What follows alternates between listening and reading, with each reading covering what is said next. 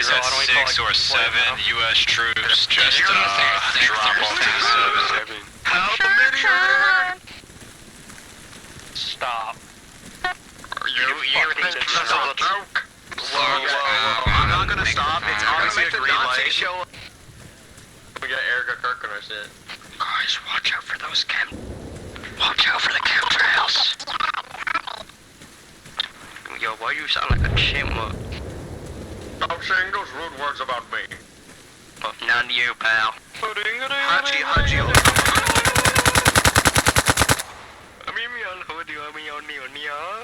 You got him, finally. Yep, he'll be back though. Fucking rat. Yeah, rat fuck even. He was up. Oh, he's got the G3 with the, that's a very good one. Probably with the AP rounds. I can't tell because my shit's glitched. Snoop Dogg's in the east. Nah, that's just my vape. Sorry, bro. Snoop Dogg's in the east, bro. He's only got one mag left. Yeah, he killed us so many times. Fuck, you know, now I'm torn between do we stay up here to keep him from shooting down on us? Leaving CBM. Because we don't. Oh my god, the fucking comms. For supply drops only. This shit is actually. Oh, when he left and rejoined? It is. This is what it's always like. This is what has been driving me nuts. That you don't. I can't even get it in the videos because you can't get it past the fucking content check on YouTube and TikTok. Oh, don't worry, I got a plan. So nobody who sees these games online, until you play, you don't know how bad it is. Why are you mimicking me? Good, I clipped it too. Well, I didn't clip it, but I've got it recorded at least. I still got to figure out. I got to get Discord Nitro or something so I can send it to him. Oh my god. Well, you can't because the language they use, you'll get fucking. I tried that last year. I got my first strike on my other channel was because the guy was fucking screaming the N-word on a recording or whatever, and I uploaded it, kept it private so no one would have to see it, and then I sent it to the admins, or no, I don't think I did that and Google Drive.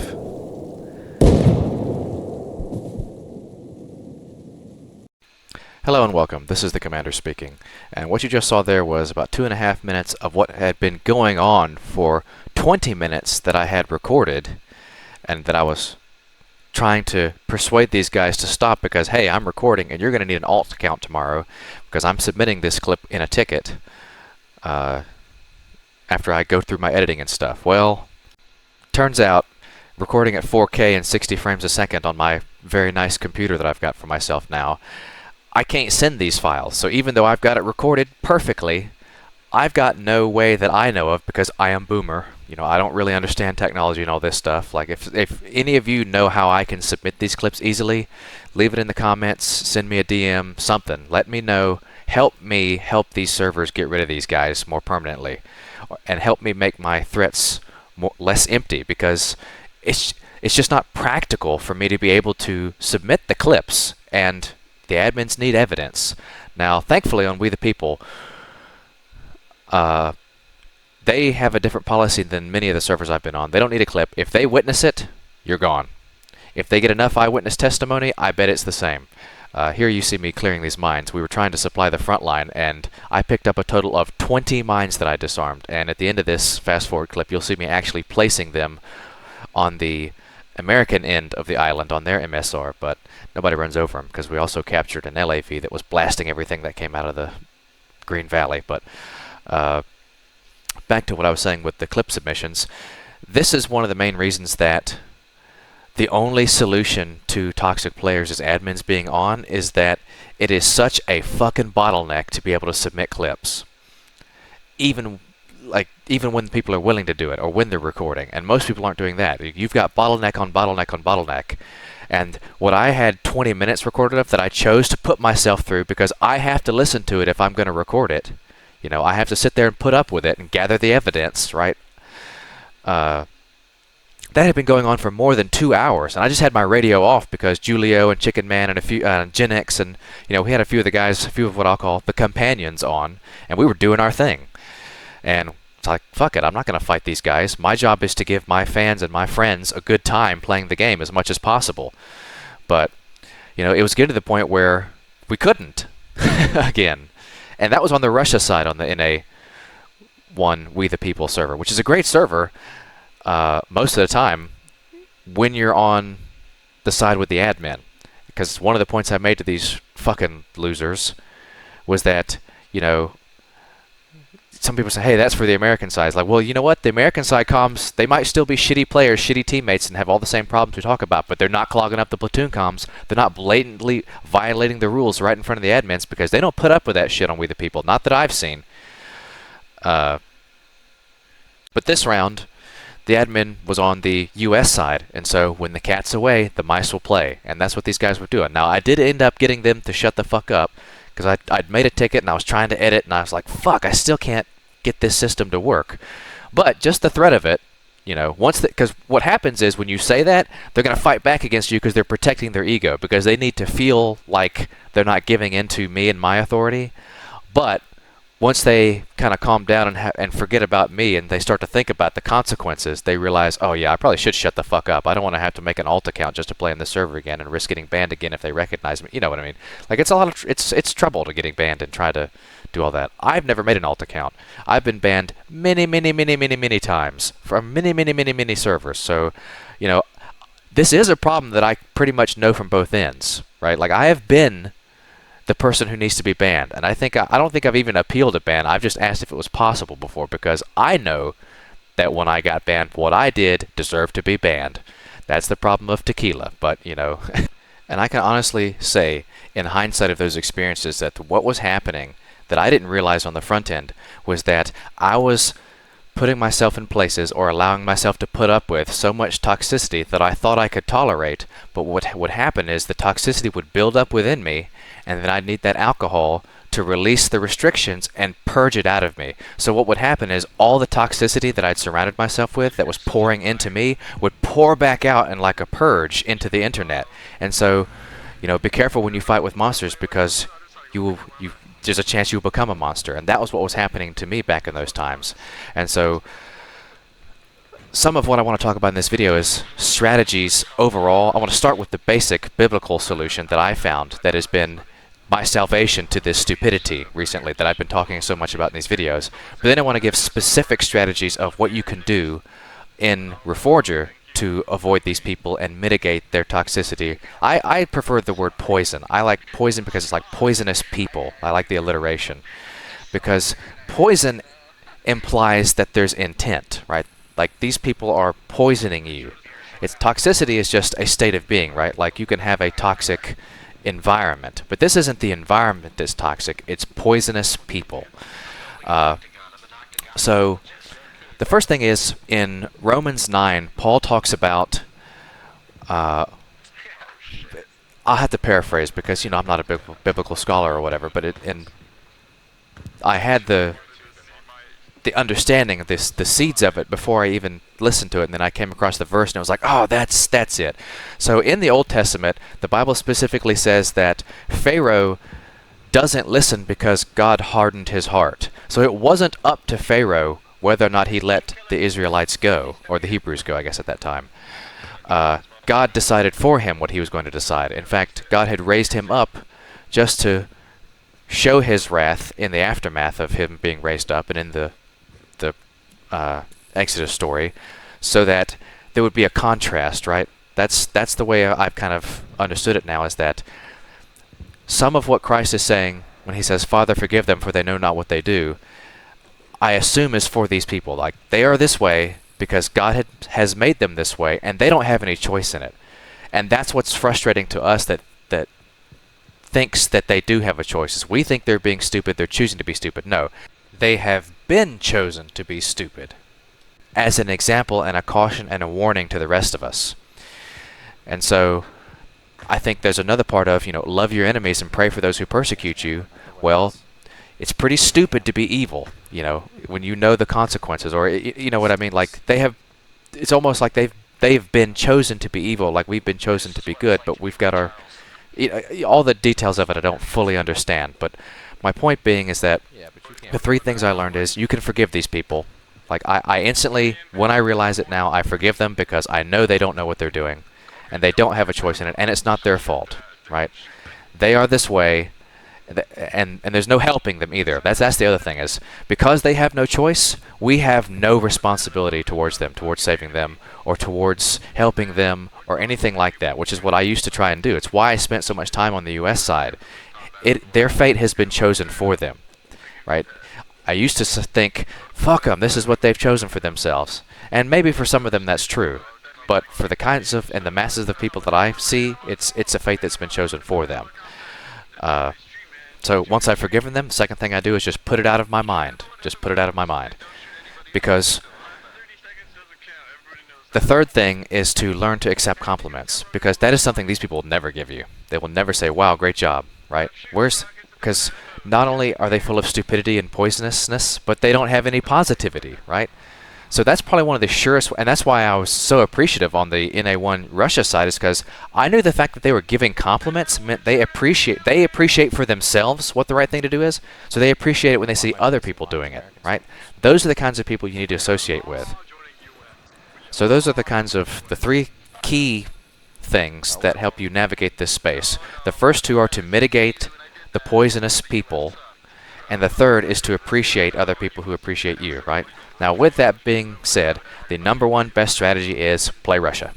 Just completely segregate yourself away from these people onto the Russia side. Now, on this We the People server, there was an exception, because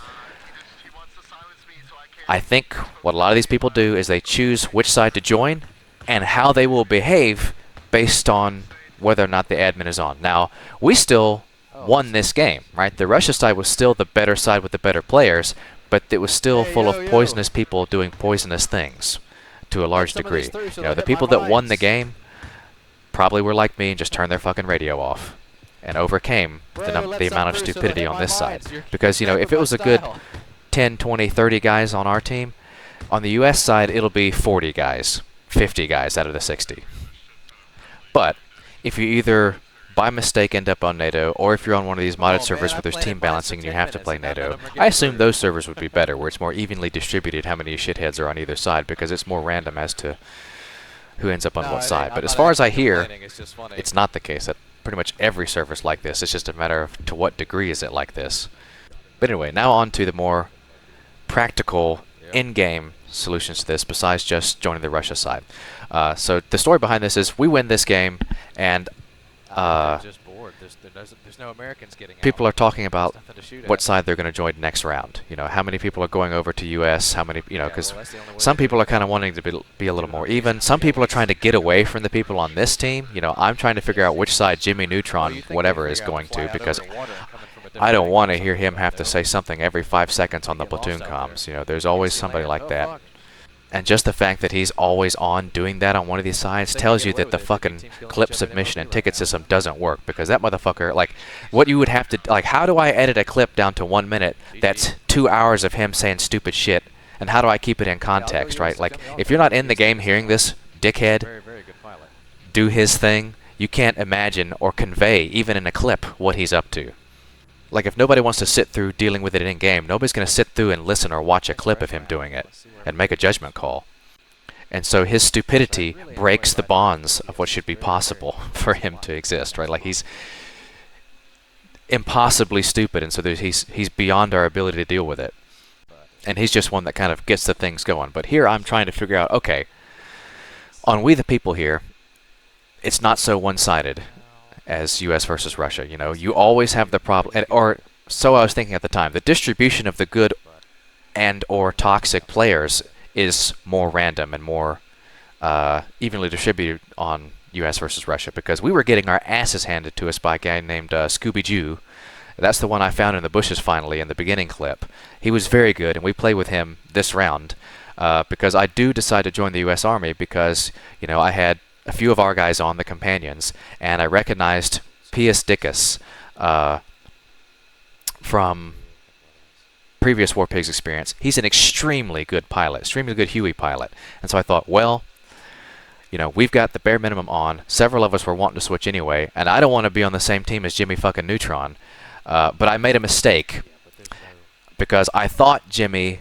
So I mixed up Jimmy Neutron with Jimmy Dean, and so I ended up on the wrong team. So I still had to listen to Jimmy.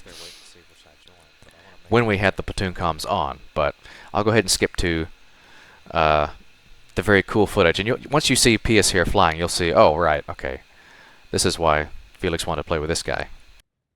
But unfortunately, there is a downside to flying with Pius when I'm recording, and that's the fact that he plays copyright music over proxy. Now, it's great in-game because it's the perfect atmosphere you want. You're in the Huey, you got some 70s music playing, it's great.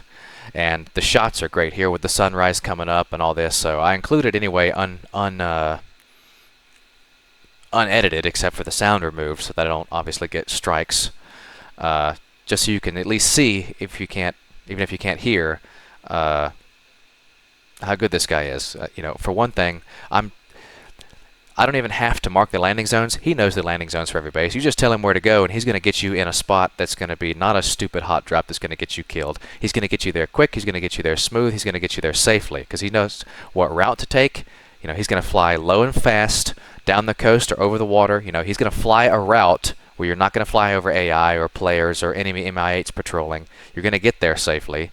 He's going to drop you off and get out safely, and he's also going to be on the same comms channel. He's either going to stay in range if you're waiting a pick. Like, he knows his shit. And it makes so much more stuff possible when you have a pilot who's not just someone who can wiggle the stick well, but knows what to do on the tactical and strategic side of things. You know, he knew after we cap Andre's beacon here that the next place we want to go is Kermoven. He's just asking me to make sure that's where we're going next in this clip. When we get to that point. And I'll probably fast forward through that because I've got 6 hours of footage I still got to cut down and get my points across here. But this is early in this game, and at this point we've still got quite a few pretty good players on the U.S. team. And obviously, you know, it's a 6 hours left of this round before things start to fall apart at the end. But you know, we've got a good pilot. We've got some good players able to do little drops here, start capping this base before the Americans arrive. We kill the AI. You know, things are going well because, you know, the distribution of good players is more even on the U.S. versus Russia side on We the People. But inevitably, NATO does, or U.S. still does have far, far more new players, and new players that are gonna stay terrible players. Like, they're terrible, shitty players now, even though they're new, and they're never gonna get better. And I'll show you a clip of that guy later. But before then, I want to show you the strategies to avoid these people, and one of them is doing these airborne drops. I'll just fast forward through the rest of this. Everybody did a fantastic job here. You know, we ran in, killed the AI, got to the pad, and PS came to pick us up pretty quick. And we're on to Andre's beacon, even after building all the structures and all that stuff that we needed to. Damn, what's taking PS so long? I guess it hasn't been 2 minutes, but it's getting close. There he is, that's him now. This is us.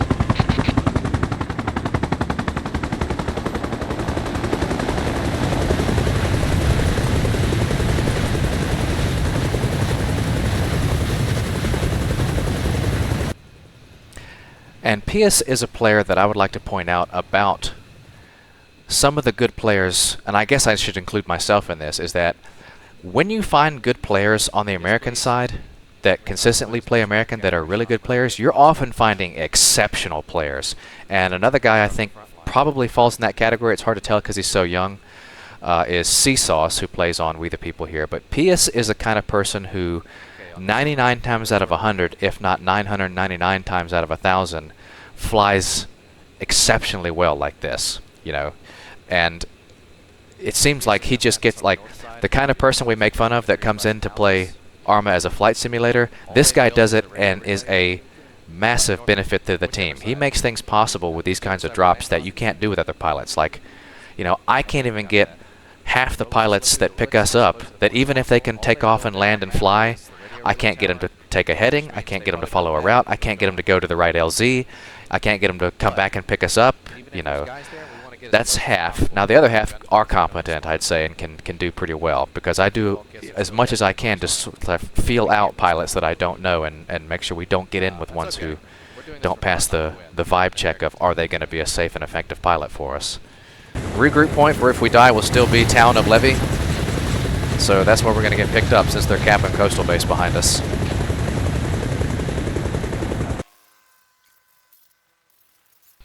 Now another great thing about Pius, and what we're doing here is we're running down, helping some friendlies finish capturing Andre's beacon here. Then we immediately return to our LZ and load up with Pius. But what's great about Pius is even though he's playing music, he's on his radio channel and he's listening, right? You don't have to call him 5 times and he's flown off like, anybody need pickup? Anybody need pickup? He's not doing that. He's just paying attention to the map. He's listening to the comms. You know, he's like I was being with that supply truck. He's being for players who need pickup. And I'm sure he appreciates players like me as well who are herding the cats for him to fly around. Because primarily, I think Pius does transport like this, which is rare. Most people who want to be really good pilots and are exceptional pilots, I see them doing gunship most of the time. Not that Pius doesn't, but at least when I see him, it seems to be transport he mostly does, which is also extremely effective. Like one of the things I really want to develop in our companion tactics and strategies is a type of airborne operation where we have gunships and transports in combination with each other. Oh, and by the way, he was on channel 38 here, so when we ran down and capped the base, when we were starting to get close to capping it, I said, hey, we'll meet you back at the same LZ you drop us off at, you can pick us up there. Now, I did that because if there's a Russian hiding in the bushes on the base that we're capping, but he's still there, he's just going to wait there with his RPG in the bushes until we all get in the helicopter, and right before we take off, he's going to blast us and kill all of us and kill the helicopter. And that's why we returned to the LZ, because in order for him to kill the helicopter, he would have to chase us all the way back to the LZ with his RPG, and we can see him then. And here we are landing, you know, an LZ. I didn't even have to mark this LZ. I just said Kermoven, he took us here, and he and I have both forgotten that on We the People, the Kermoven base is at the power plant. It's not on the peninsula with the lighthouse, but we still get some ground transport and get over there, which we have to work out here. But that goes to say, sometimes it's worth playing on US if you can isolate yourself from the stupid players and just play with the exceptional players and accept that you're gonna lose the game, but you can lose it in a fun way with exceptional players that allow you to do things you can't do anywhere else. You know, you can't do these kinds of cool helicopter drops with the Mi-8. It's just an Airbus. You know, it's not the Huey. And there's a whole host of other things that we won't get into here. But I'll go ahead and get some fast forward going here as I explain and move on to the next topic, which is how do you isolate yourself from those stupid people in a tactical way. And the primary way you do that is by gathering your exceptional players, and I would count pretty much all of the companions from what I've seen so far as being among those exceptional players. Remember, just being in this group of people who are capable of listening to what I have to say puts you in like 1 out of 1,000 ARMA players. That's pretty fucking impressive. Here you see we've slipped up on the power plant, killed this guy, and captured his truck because Pius had to... We're out of radio signal, so we can't call for Pius now. We could type it in chat, but we're already inserted. We're not looking for exfil. We also got cut off from signal, so we can't capture at power plant there, which we knew was going to happen. We just wanted to start the back cap process, even though we knew it wasn't going to work, because I wanted to poke that bear on the Russian mind and let them know, hey, you've got a U.S. team that is capable of these back caps, so watch your ass. If we get the opportunity, we'll do it. But anyway, we capture this truck and we load up all our guys in it, and we start going to do enemy backline out of radio signal harassment. And what the main thing that's important about doing this kind of drop is, oh, by the way, as it stands right now, We the People, no radio backpacks, you can't deploy those outside of radio signal range anyway. But what you can do is deploy them. And if you lose radio signal range, you can still use them. You can still respawn on them. But the main thing you've got to be is self-sufficient. You know, just like the real special forces, when they get dropped, there's no reinforcements coming. There's no air support. There's no other support. It's just you and whatever you can capture from what you kill. And in this case, we've captured an enemy truck. And because our guys are in ghillies, that's as good as being like the ghillie in this, because you know you've got your uniforms, but in this Vanilla Plus server, the ghillies act as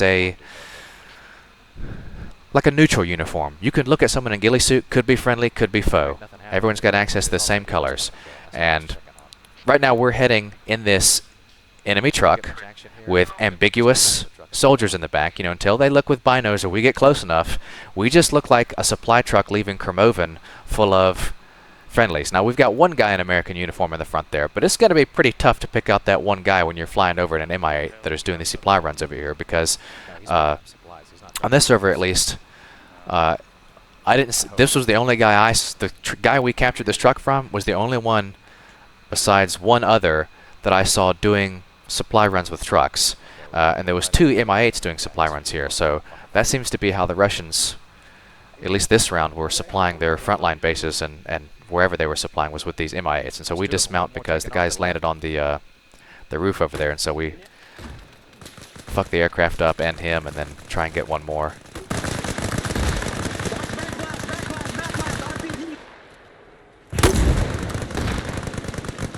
He didn't watch the backblast. And I guess we inadvertently, Julio and Guy, accidentally got our revenge on Scooby-Doo again there with that team kill with the backblast by mistake. That one's burning. Don't worry about the infantry and just don't let him kill you. So now I'd like to talk about supply depot camping in general, and the way to go about backline harassment in general, and those aren't always the same thing. So specific to this server, what's different is because there's no radio backpacks, the Russians weren't camping our supply depots, and we weren't camping theirs. Well, I decided to go over here and camp theirs, and just mostly what we're doing is recon. We want to see how often they're coming and going, where from, and with what vehicles, right? So they're coming and going from farm here with the helicopters because they're going and coming from the furthest. And the helicopters are expecting it to be safe there, which is why he just landed on the roof and was going to load up from the side there and then take off again.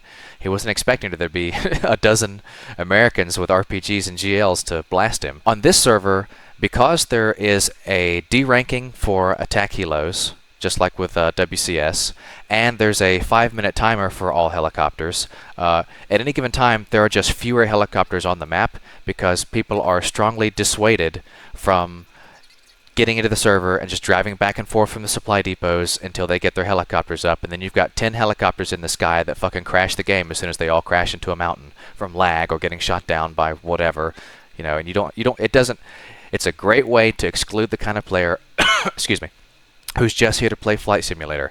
You know, it keeps Piasticus, the guy who's exceptionally good at that, and excludes all those people who are just here to practice and are never going to get better, because if they were going to get better, they'd be the kind of polite, sensible person who'd go practice in the fucking server specific to that. Like, you can start your own flight server. Like, I forget what it's called in the main menu, but you can go to the main menu and do nothing but fly and learn how and practice, right? Because people say all the time, oh, it's just a game. Right, but you wouldn't go play pickup basketball if you couldn't shoot, you couldn't dribble, you couldn't pass. If you can't do the basic skill, you can't do a layup. You know, if you don't have the basic skills of basketball, but yet you pull up at the pickup basketball court, you know, with some people you don't know, and you're demanding that they play with you who can't play, that's incredibly fucking rude. And later on in this video, you'll see why I'm talking about this now and this attitude.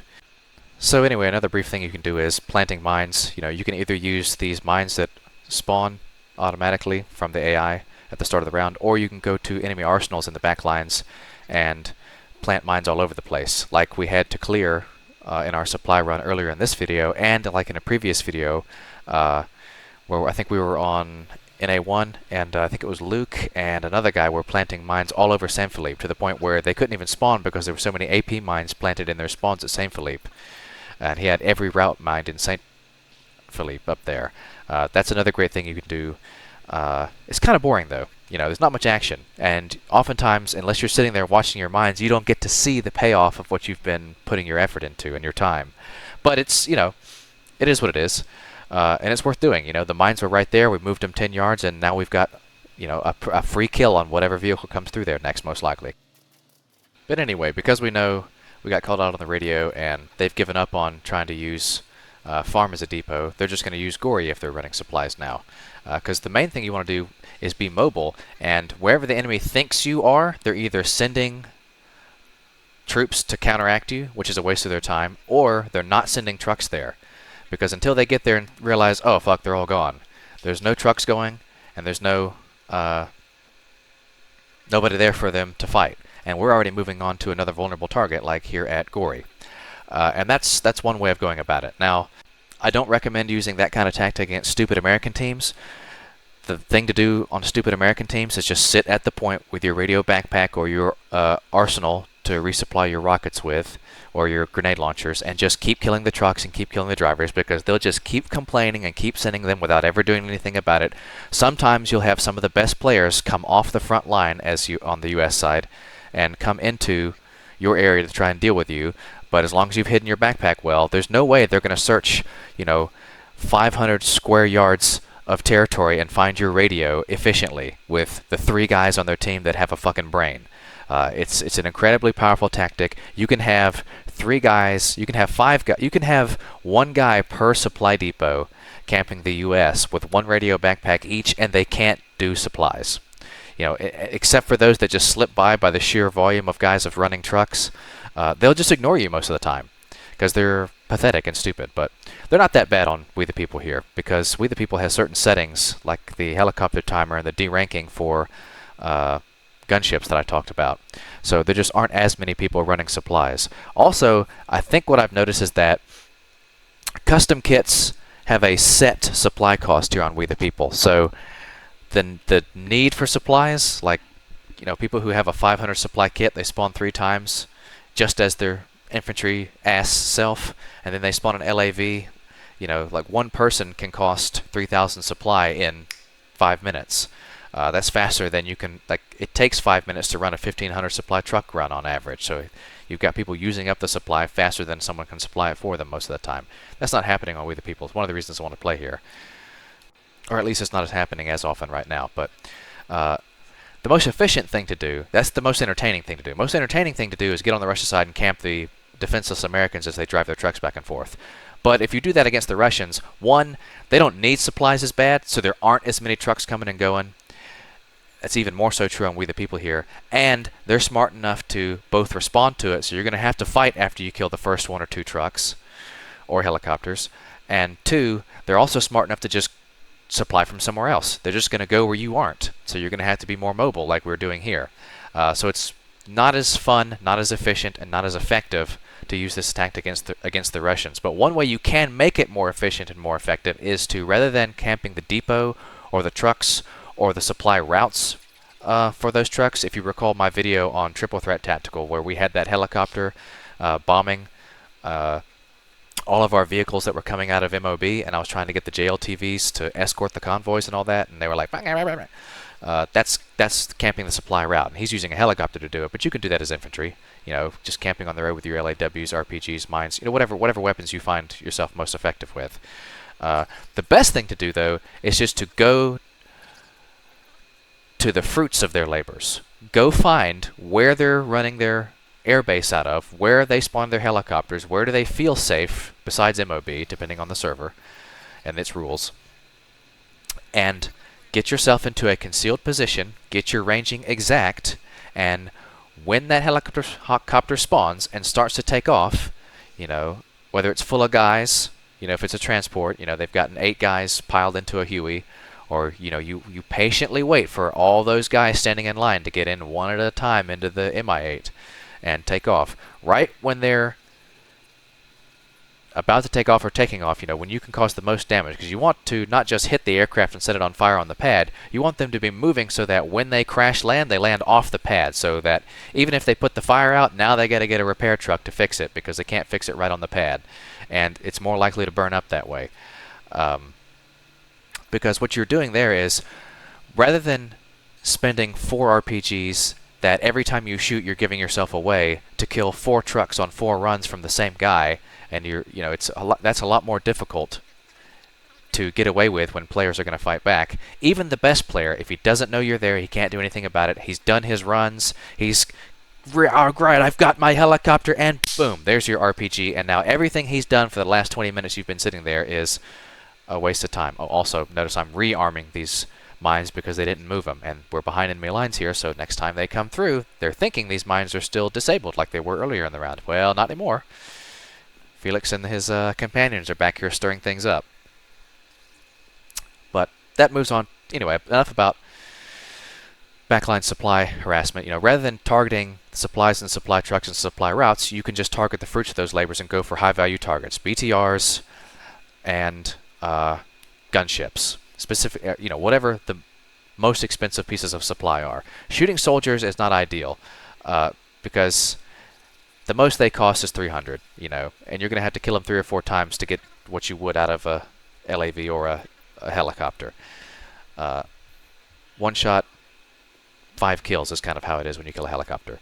But the other thing you can do is just go to backline harassment by starting to cap on bases. And there's 3 layers to this. If you can get away with it, cap the base. If you don't have the guys, but you have the mobility, the minimum you can do is just start the cap, right? Just start it, sit there for long enough for them to notice, and then go somewhere else. Just try and get some of them to start chasing you around the map, because the kind of person who's going to respond to that are going to be among the best and most intelligent players. So you're going to draw the best players off the line just by your harassment.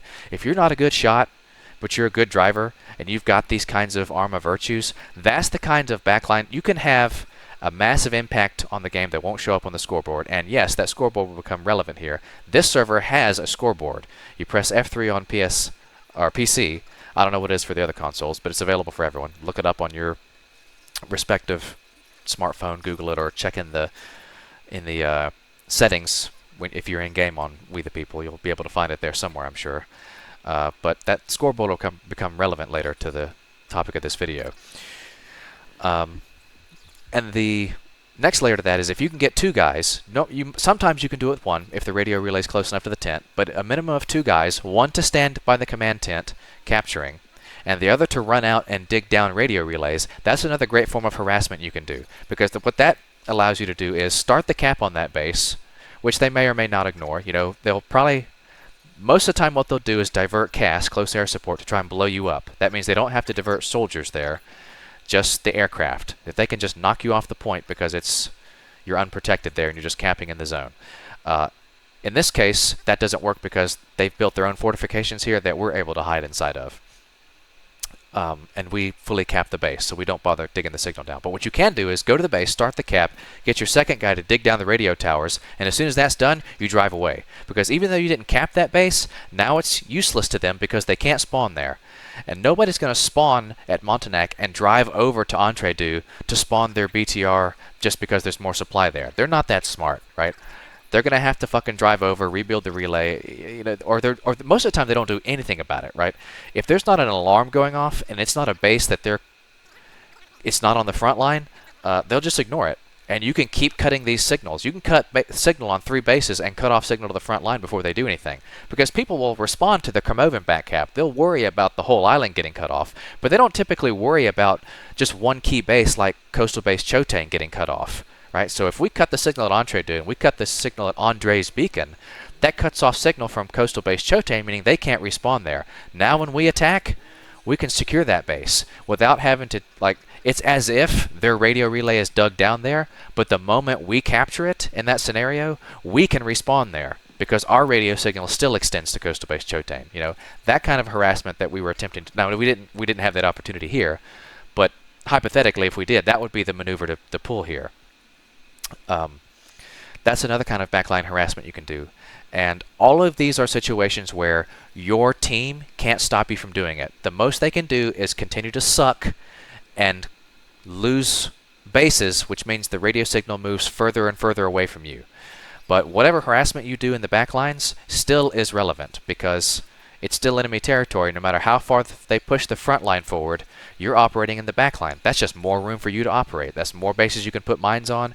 It's more supply depots you can camp. It's more helipads you can camp.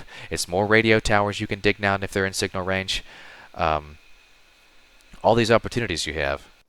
So in summary, the only way to play is on the Russia side. So if you're on the US team, you need to play on the Russia side, as in on the Russian side of the map, doing backline harassment. Get away from your team, either by joining the Russia team or playing on the Russia team side of the map. And so from here, I'd like to transition to the scoreboard portion of this video and give some explanation of why you have to get away from those people. Like, what's wrong? What's going on? But before I do that, I want to explain the context of how, in the round organically, I ended up having to fight with the Americans and against the Americans, against the Russians, from our own side again. The front line had been pushed back or pushed forward, depending on your perspective, all the way to the point we were in danger of losing our last military base, which is what keeps us in the game, you know, because the Americans don't run supplies. So the place that passively generates supplies, military base levy, was about to be lost. So I organized an attack of the few guys who would respond into these 3 jeeps, and we zoomed out from Duras all the way to military base levy to knock out the 2 guys who were capturing the base on their own, and find the one who'd hidden and kill him, so that we could get the radio tower back up and we could begin, you know, our team could go back to having something like a front line, right? And the game wouldn't end before we got to do more backline stuff. So I'm just buying more time for the actual players to actually get to play the game. There, but they kill him, and we succeed in getting the tower back up as soon as I get back over there. I want to go back and freeze frame on the scoreboard at a certain point. So because this is Vanilla Plus, there is a scoreboard that can be reached by pressing F3 on PC, and I'm not sure for what for the other consoles. But this scoreboard gives us an objective, if not an ideal, way to compare the breakdown of the quality and quantity of the respective teams. Now, this round, you can see the scoreboard's pretty even. In Golf Pro there on the top is higher than our top guy by about 2 to 1 or 50% more, but you know, the best players on the Russia side are about 50% better, or even to the best players on the US side. And you'll notice quite a few of our best guys are those that were with me and those that are yappers like Jimmy Neutron up there. So he's a good player, but he's not a good teammate because he can't shut his mouth on the comms. And sometimes he does, and you know, but too often he doesn't. Now what you didn't see in that quick flash of the scoreboard this round is me scrolling down to the bottom half of the scoreboard, which you'll see in the next time I show the scoreboard, next round. But I want to give the context of how that round starts after we finish this one up. So I'll kind of skip and fast forward to that. So by fighting tooth and nail, by the skin of our teeth, an hour and a half later is how long we managed to drag that game out, and we finally lose. Now here's the scoreboard. And pause it if you like to back up what I'm saying, but looking at it at a glance, you can see that on average our best players are outscored 2 to 1 by Russia's best players. Now if you scroll down though, the problem becomes that our worst players are outscored by theirs 10 to 1. And that's the anchor that drags America and NATO under. And I want to show you 2 case studies of why that's the case, where you have someone like Jimmy Neutron who's a good player but a bad teammate, and also B Pro who's also a good player. And I'm not going to say he's a bad teammate. I'm going to say that he and I had our differences, and that it's better that some people just don't work well together. You know, we both did better working independently.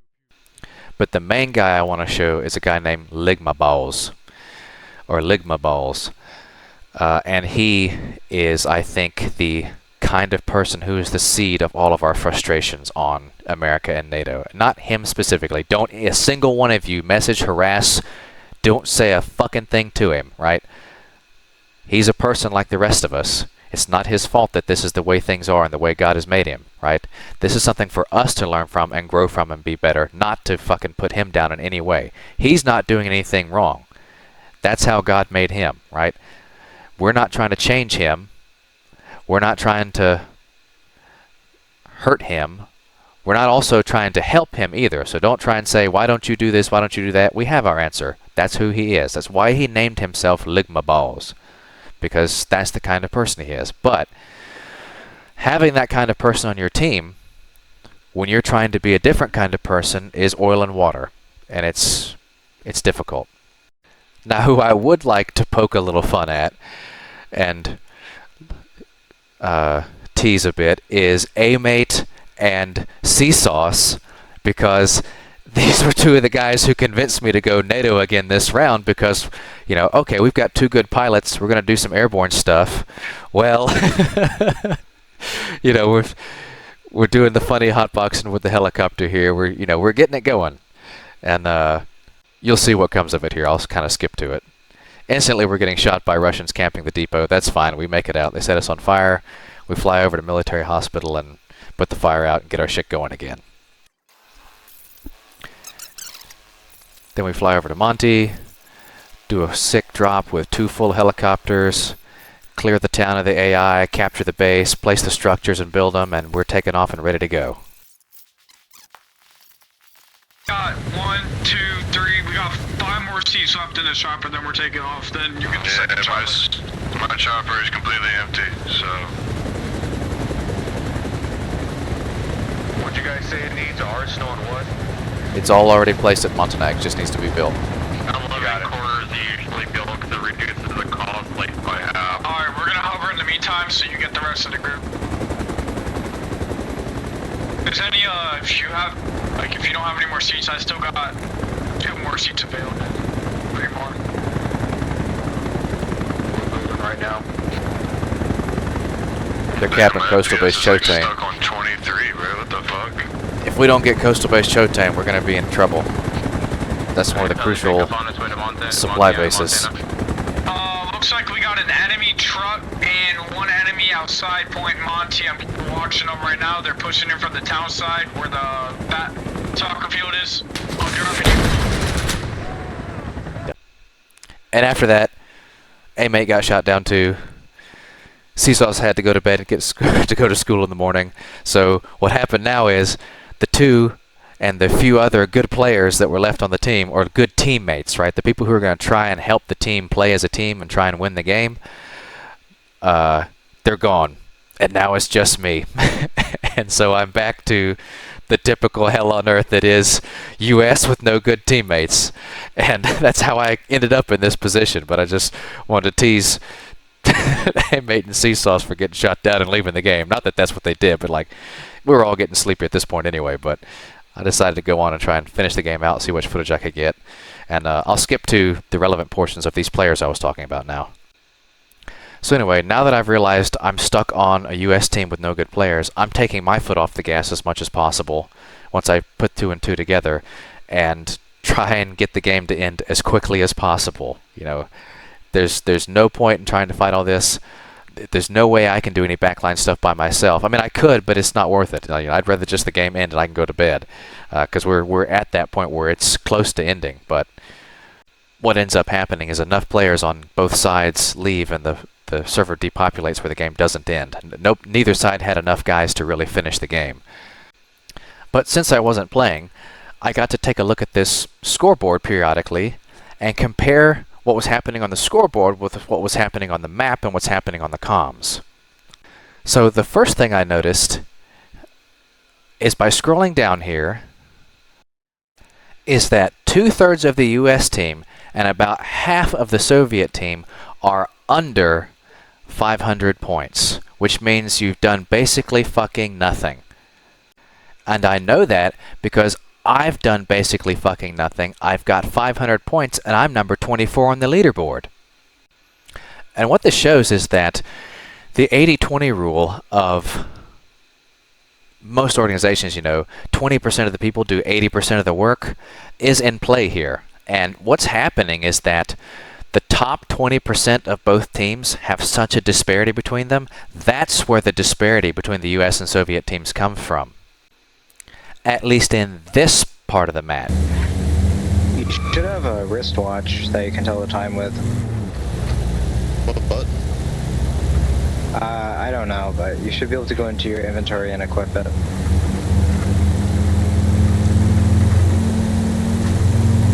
Ain't gonna lie to you, big dog, I don't know how to pull up the inventory. I've not done that yet. Fucking hell, dude. It's crazy. God damn. What are you on, Xbox? Yeah, I'm on Xbox and I just started. Alright. Is there a fucking problem with that? Yes. You don't even know how to open the inventory? Yeah. Well, I mean, fuck, dude. Gotta Don't you start want to? somewhere, bitch. Yeah, but don't you think you should start by learning how to pull out your fucking inventory? How about you go jump off a fucking bridge, you cunt? Dude, The I'm only just thing saying, the like, only thing you've done since you've been in this server is complain. Shut the fuck up, bitch. nah, you have a bad attitude. What I'm saying is you need to do what you need to do to be able to play. Like, if you're trying to play basketball and you can't dribble, you need to go learn to dribble. Am I playing basketball right now? You're playing Arma and you can't open your fucking inventory, dude. What are you telling me? Like, I'm trying Press to... right on the D-pad. Yeah, that's all you had to say. Well, I'm not on Xbox. I was gonna say you have to look it up on your phone. I'm on PC, but... That's something that I would want to know if I was gonna play a video game. Damn. Damn, what are you so Let's fucking... see. I'm just shocked. I'm sorry I have a bad attitude. It just shocks me sometimes how little people know when they join. What the fuck do you expect, dude? I don't know, what you dude. about the game when you I played the started? tutorial, dude.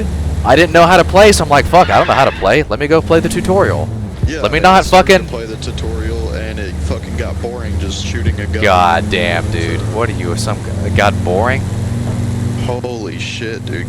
What Are I'm you saying is... still on No, that? Just shut what the I'm fuck saying up and is... play the game, dude. No, that's what I'm saying is, if you got bored by the tutorial, you're gonna get bored by the game.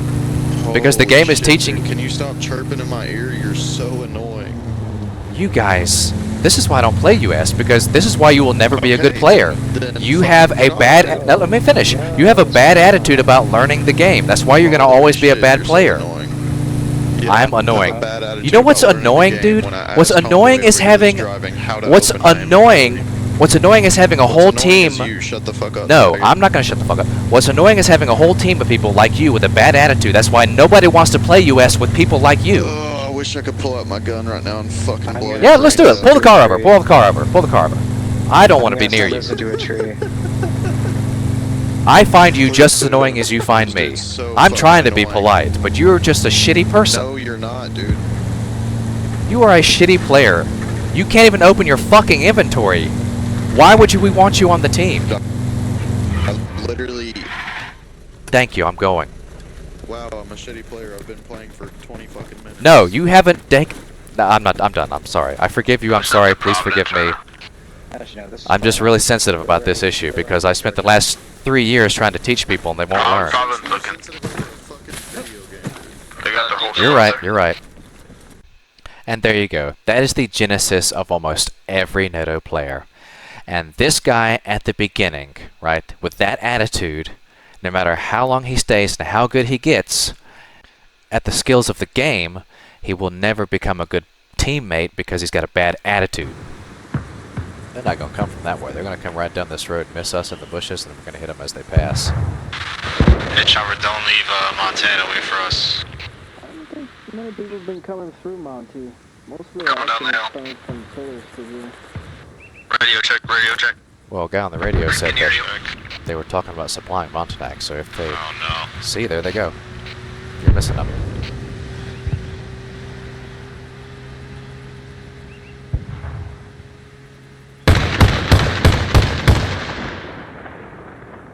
That's no supply truck. No, obviously it's not a supply truck. Quit shooting at me, bro. I fucking If killed the him. enemy is supplying Montanak, that's going to come up from the south and stop at Monty. Then they're going to spawn jeeps and drive from Montanak to whatever base they're attacking us. That's what we're blowing up. We're blowing up the guys in the Yes, jeeps. they can. But what I'm saying is they haven't been doing that much. They've been coming through tillers. I know, but what the guy on the radio said on Platoon was that he heard them talking Yeah, about I they heard have. that, and I heard you, but like. Well, it's look, just one Jeep, I just dude. got. I know. But you were looking the wrong direction also, for that one jeep. It's fine. Yeah, I'm getting bored sitting here. That's why. Yeah, well, patience is the most powerful virtue in Arma. And there you go. Beer Bop, excuse me, I thought his name was B-Pro. Beer Pop right here, Beer Bop, is the fruition of the seed that is planted in a player like Ligma Balls, right? Because he's too bored to play the strategic and the teamwork parts of the game, or to be able to work well with others and take criticism or information or instruction and make it useful to his own play.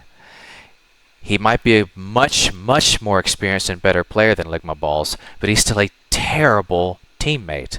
And that's why we start having a tiff, and I decide, you know what? I just need to remove myself from the situation, just like I talked about from the beginning of the video. Let me just get away from these people. Let him do his own thing, because this guy at least is going to be useful to the team. Let me just give him that LAV, because he'll at least make use of it, you know.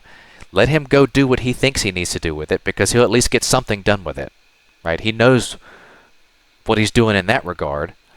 But to make the point about the attitude is, even if he was right about everything he said, he's still looking in the wrong direction.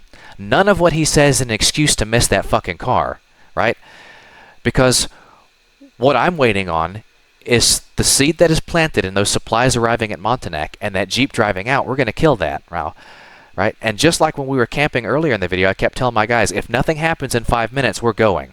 We're not going to stay here bored, but we are going to stay here long enough to find out if they're coming through here. Because it takes about 5 minutes for a supply truck to go and come from a base, on average. So when we were camping Gory, we sat there for 5 minutes, killed one truck. We waited. After we killed that truck, we waited another 5 minutes. It didn't turn up, so we left. Because we're not going to sit there being fucking bored. But this guy can't or doesn't understand that I'm not going to waste our time. Like, I'm not going to waste your time. The moment he got bored and started looking the wrong direction is the moment the car went by. It's not a coincidence that your patience, when it runs out, is the moment... He ran out of patience because he had a bad attitude from the start. And he started looking for reasons why he didn't want to be there bored, right? Well, they were coming from Tillers earlier. He heard the same information as me, but he chose to react and interpret in a different way because he lacks patience, and that's just the way God made him. And so we forgive him, we forget about it, and we move on. But what I want to highlight here, and I'm going to fast forward to keep this video short because I still got 30 minutes to cut off, is that he drives away to his LAV, goes towards Tillers like he was talking about. He sets up more where he can cover both. Right here. This is where he calls out BTR going between Montanak and Tillers. And it got past him, but he's still setting up in another spot. But because I am able to take that information and incorporate it into my play, right? Like, I can be a teammate that actually reacts to the information. When he makes that call out, I go hunting for this BTR and I eliminate it. I eliminate the BTR, I eliminate its crewman, and I eliminate him when he comes back, the same crewman, when he comes back in a UAZ to try and recover it. Let me fast forward to that.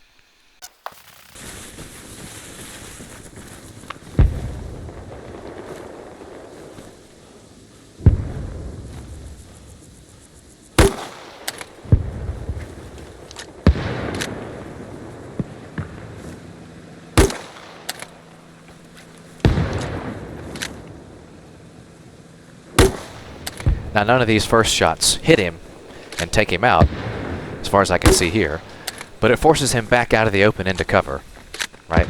Which the cover I'm taking here, now that he's moved into cover, he's blindfolded, right? He picks a different direction to look, and that allows me to approach him from concealment into his concealment, and then engage him from a range that allows me to actually finish him. So there's 35 people on Russia and 47 people on US. We should be able to take this game. But what that guy just said is incorrect, because what you've got to remember is 15 of those people on the US side have 0 score and will never get past 500. Most of them will never get any score or contribute to the game in any way. They're going to get in, can't figure out how to play, and then they leave because the game's too hard for them to learn and they get bored. Or because they get bored, the game's too hard for them to learn. And that is something that I have known since I started playing Arma and chose to bite the bullet of. And the philosophy that I took when I kept playing US and trying to educate these people was that if I can make learning the game fun, then people will learn the game. But when I run into a guy like Ligma Balls, how am I supposed to make the game fun for Ligma Balls when he can't even open his fucking inventory? but I can help make the game fun to learn for you guys. So join me all this week from noon to midnight on NA1 Warpigs Russia side from noon to midnight. So anyway, this has been the Commander speaking. Over and out for me. And join the Discord!